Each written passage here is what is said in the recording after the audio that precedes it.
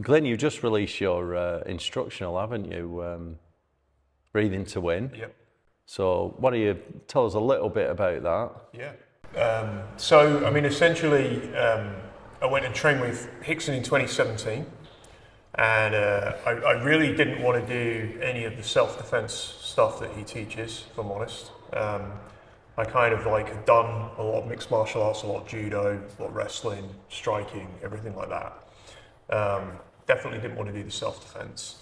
And then we kind of got there, and he spent an hour talking about breath work, actually. Like the first, he did 3 hours, first hour, all breath work.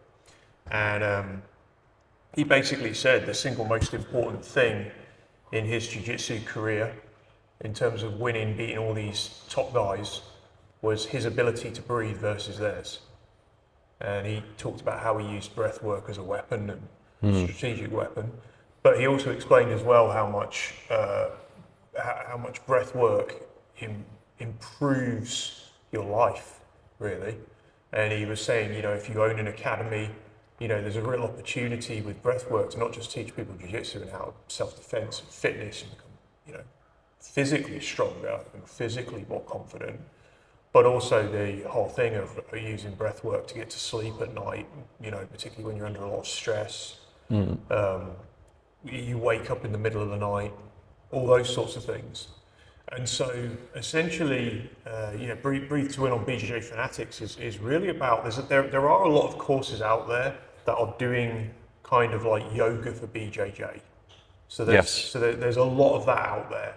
I think what I've witnessed happened even firsthand is I've seen that there are some yoga instructors who can definitely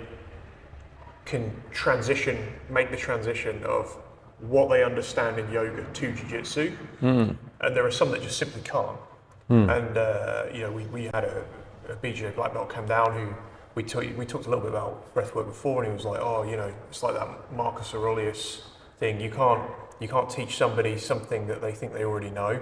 And he was like, he just completely dismissed it. And then like one of our blue belts, who's a big guy and he's a power lifter, got him in scarf hold during sparring, and he just tapped immediately. It's like, well, you know, and he didn't tap because the blue belt cranked him. He tapped because like he basically said, oh, I couldn't breathe there. And it's like, well, you could, right? You could breathe, you just didn't like it. And so I think there's a big void for a lot of people. One, a lot of people think that they know about breathwork and haven't even done yoga. They've never seriously done it. They're like, yeah, I'm really relaxed when I roll. And that's usually almost always a sign that they're not. They're relaxed when they're rolling with someone who's not very good. Yeah. But you get to a certain point, and then they're like, yeah, but he's a really competitive guy. And it's like, yeah, but your breathing's gone at that point. Whether you've won or not or whatever, you come off the mat, you look at the two people, particularly when you're in a training environment, you're not actually at a competition.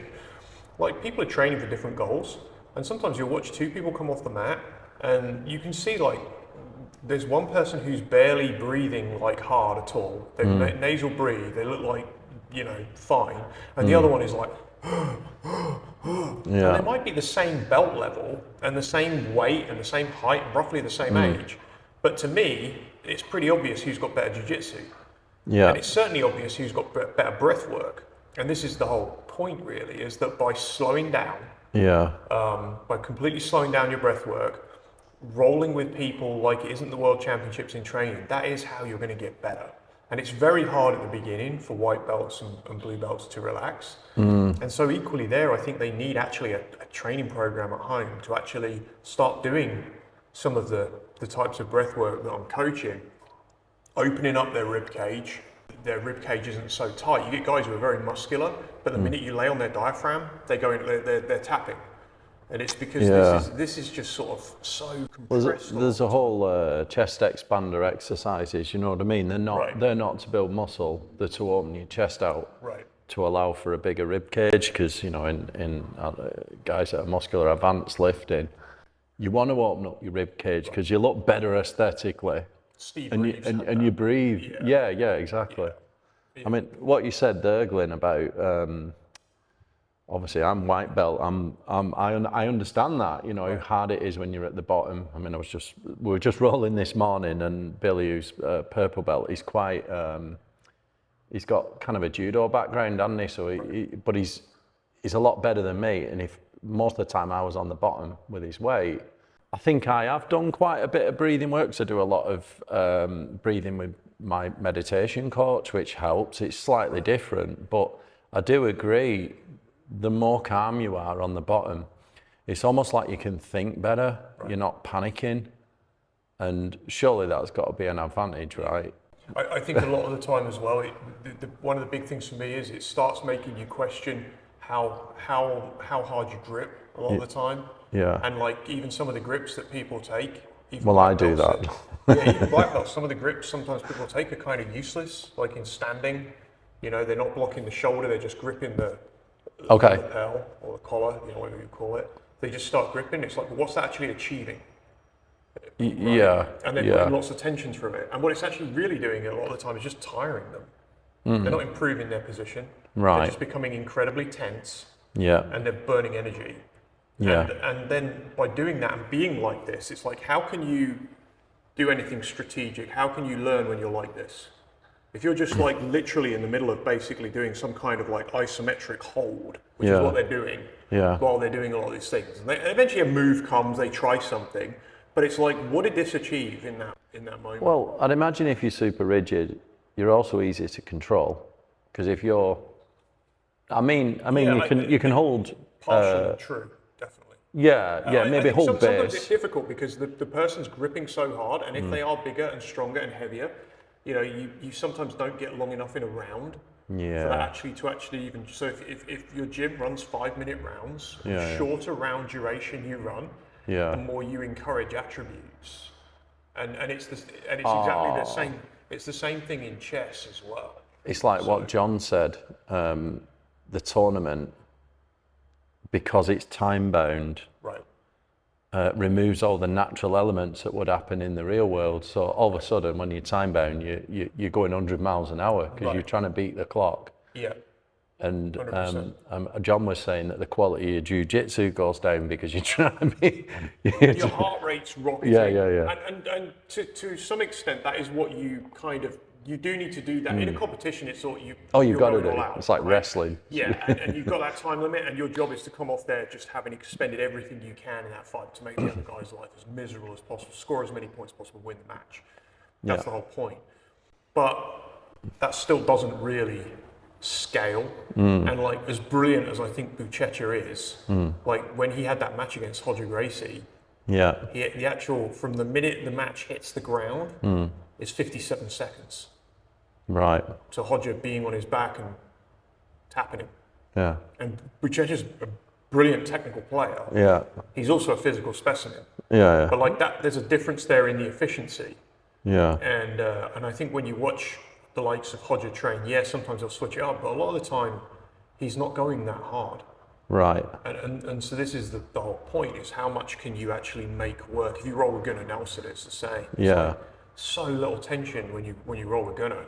Yeah. And I think that's why these guys are so good, is because they figure out ways of still being competitive with people who aren't as good as them, and they use less energy and they slow everything down.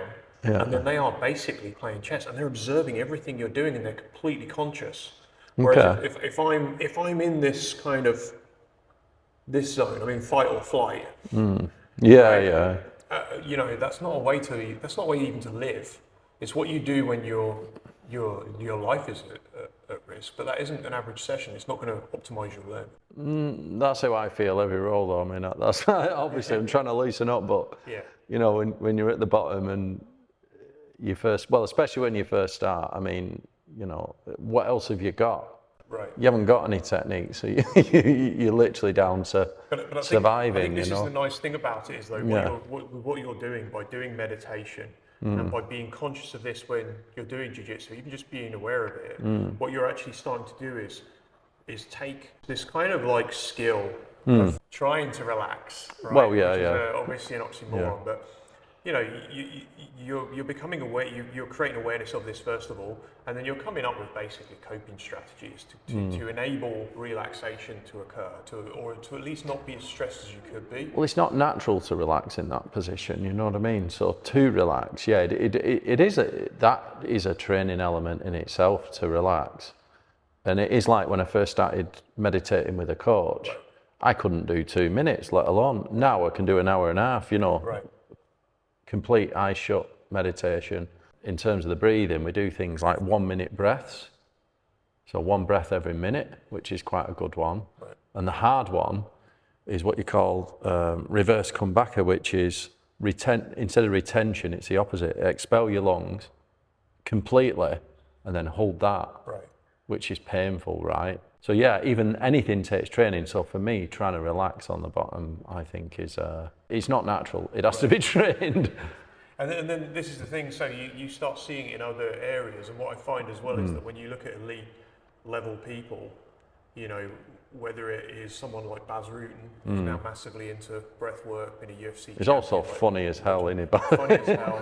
But like, yeah, he's massively into breathwork. Yeah, he is. You know, he looks incredible, rib cage. You know, you see like his diaphragm, like it's almost like a ring of muscle around him. So you see Baz Rutten, you see Hickson talking about this, and then like in chess, so I've started, I use a few different coaches in chess, and they all give you different things that I think have parallels to Jiu Jitsu, which I find fascinating. So like, yeah, let's discuss that then, because obviously we've got the chessboard out, so we're going to have a little game, but you need to make your first move.